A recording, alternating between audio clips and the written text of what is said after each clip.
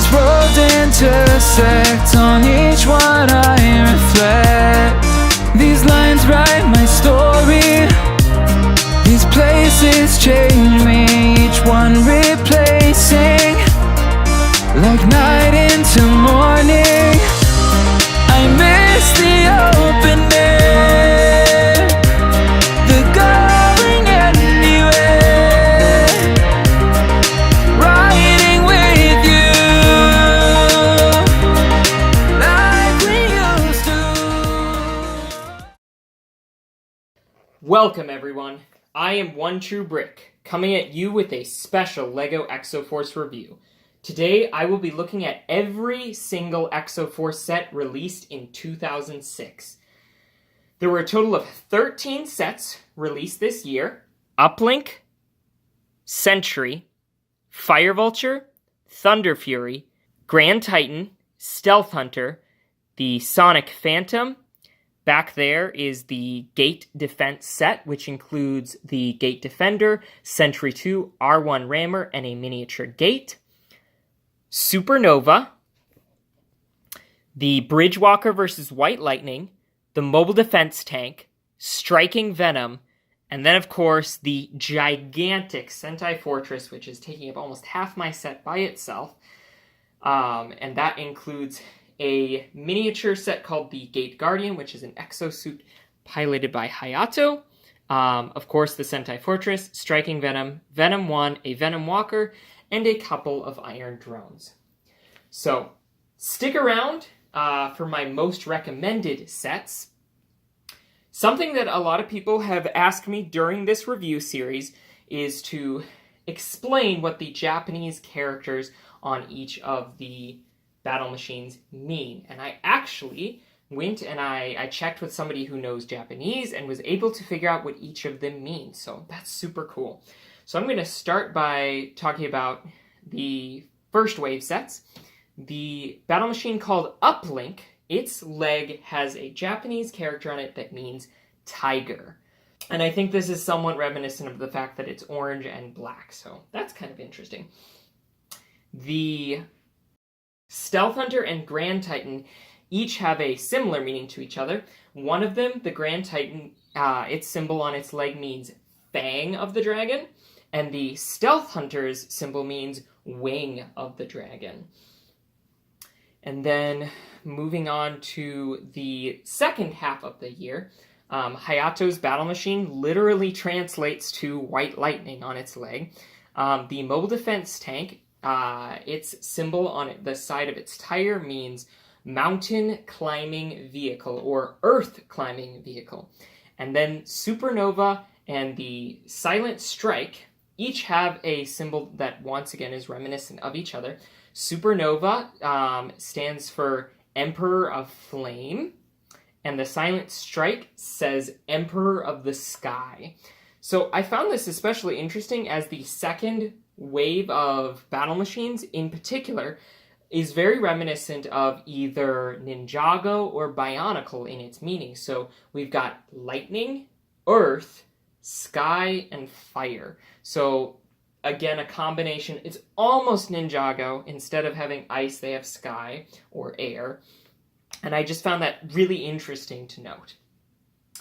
This series of sets had some of the best functionality of the entire series. I think some of the later years swapped for ball joints, meaning that you could have a little bit better posability, but you lost a little bit of stability with those sets because they didn't ratchet into place. So these sets stood up a lot better to being bumped or having a lot of weight put on them, or being put in awkward poses like with one leg in the air. Whereas in later years, you got some better articulation, but unfortunately you didn't have as much of the dynamic posing as I would have personally liked. I love the light brick functionality that these sets had. I thought it was very cool how they added it in the first round of sets with the Fire Vulture, Thunder Fury, Grand Titan, and Stealth Hunter. I do wish that some of the later sets that included it would have had them to be thought out a little bit better. I do feel like, aside from the Bridgewalker versus White Lightning, with the very cool dual cores, most of the rest of them just kind of had it tacked on. The disc launchers. I've said this enough already. I don't like them. I think they could have been designed better. They have a tendency to just kind of flop. I wish they either had been designed better or just straight up not put them in. This year had some of the most fun color schemes of Exo-Force. I think it came back a little bit in the Deep Jungle era, but the Golden City era in 2007 had a large abundance of very white sets for the humans and a lot of black parts in the sets for the robots. I know the robot sets do have a lot of black in them, but they still have a fair bit of color. I felt like this was lost in the later years, especially for the humans. They had a lot of white parts, and then the secondary colors were just kind of tacked in there, and I wish they would have had some more unique color schemes, and unfortunately they didn't. So this year wins in terms of the amount of colorations. You get lots of unique parts to use for mocks, etc.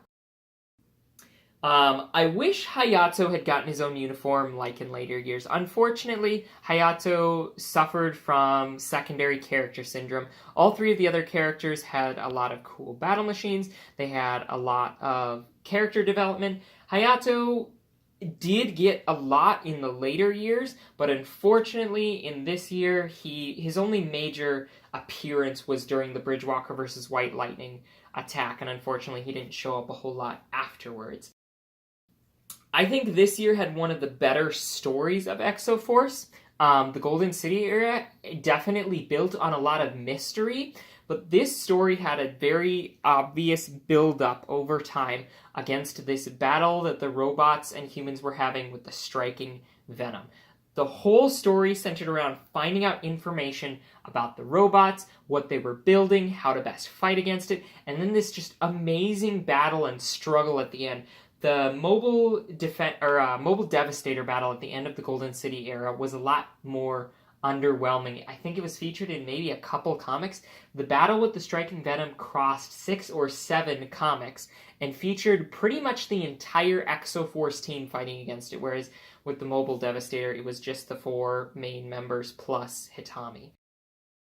It had some really, really good villain characters. I think Mecha One is definitely kind of thought of as not being as exciting because he's a robot, but I think they really developed the character of a cold, calculating robot that's just wanting to take over the mountain and assumingly later on the planet really well. I think they really nailed his character. They made him ominous. They made him smart. He used clones in order to avoid being found, and when it came down to it, during the Striking Venom battle, he was an amazing tactician, and it was only through the use of pretty much the entirety of Exo-Force that they were able to beat him. So, what sets do I recommend? So, whenever somebody watches my videos, they ask, One True Brick, what sets should I buy? And I have 4 answers to that. It depends on how invested in the series you are. If you're just an entry-level person who wants to buy a couple sets, see what the big deal is about, quench your thirst for having a couple mecha sets, I have an option for you. But then I also have some other options for the people who might want to get some more stuff. So my simple answer is, if you just want to pick up a couple sets, not wanting to drop a bunch of money, I recommend grabbing the Grand Titan and the Thunder Fury. Both of them are phenomenal sets, specifically the Grand Titan. They are designed to be kind of paired against each other, so you can have a scene where they're fighting each other. And I think they really encompass everything about this year of Exo-Force in a very simple way. They are also some of the cheaper $15 sets that you can pick up, and I really like that. If you want to pick up a couple more sets on top of that, and you want maybe some of the larger ones, I recommend grabbing the Mobile Defense Tank and the Sonic Phantom. Both of those are also wonderful sets. I think they're very well designed larger sets, and especially the Mobile Defense Tank has a lot of playability and fun features included. And lastly, if you really, really, really want to get a good chunk of sets and have all of the characters, so that means including Devastator, Mecha One, all 4 of the main characters, unfortunately the only way to get Sensei Kiken in this year is to get the Sentai Fortress. So if you want to drop the $150 to $170 to pick up that set, you can. But if you want the 4 main characters of the story, and then you also get Swift included in there, I recommend getting the Grand Titan Thunder Fury, which I already recommended be the first sets you get. The Mole Defense Tank and Sonic Phantom, again, sets I already recommended. And in addition to that, grab the Stealth Hunter and the Fire Vulture. Then that'll round out the $15 sets. You will have Hikaru, you will have a Blue Devastator, you'll have Iron Drone? You might want to snag a Sentry too in there. But the major set that I really recommend, and I know it is hard to justify the price of it, but I think it's definitely worth the $70 to $80 you can spend on it. That is the Bridgewalker versus White Lightning. A phenomenal set. You get Hayato in it, you get Mecha One, you get a couple regular Devastators, and I really think this set is everything that I wish the Striking Venom could have been. It's big, it's bulky, it's intimidating, it has a fair amount of posability considering how big it is, and it really just looks way more menacing than the Striking Venom. I would head over heels recommend that set over the Striking Venom. You get a lot more playability, and you get a lot more fun features, and you get Mecha One with some legs, which sadly the Striking Venom does not include.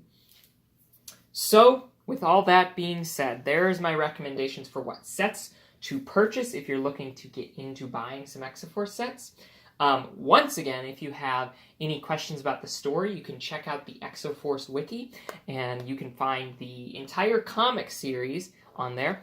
I'm also doing an audiobook version of the first Exo-Force book, and we'll be continuing to do those as time goes on, probably releasing them around the same times that they would have come out in coinciding with the sets themselves. So when I get into the 2007 sets, I'll start doing the 2007 books, etc.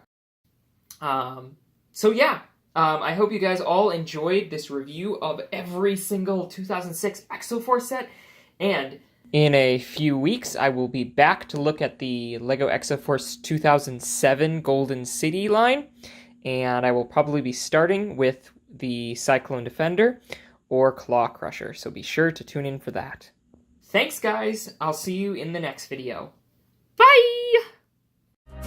These places change me, each one replacing, like night into morning.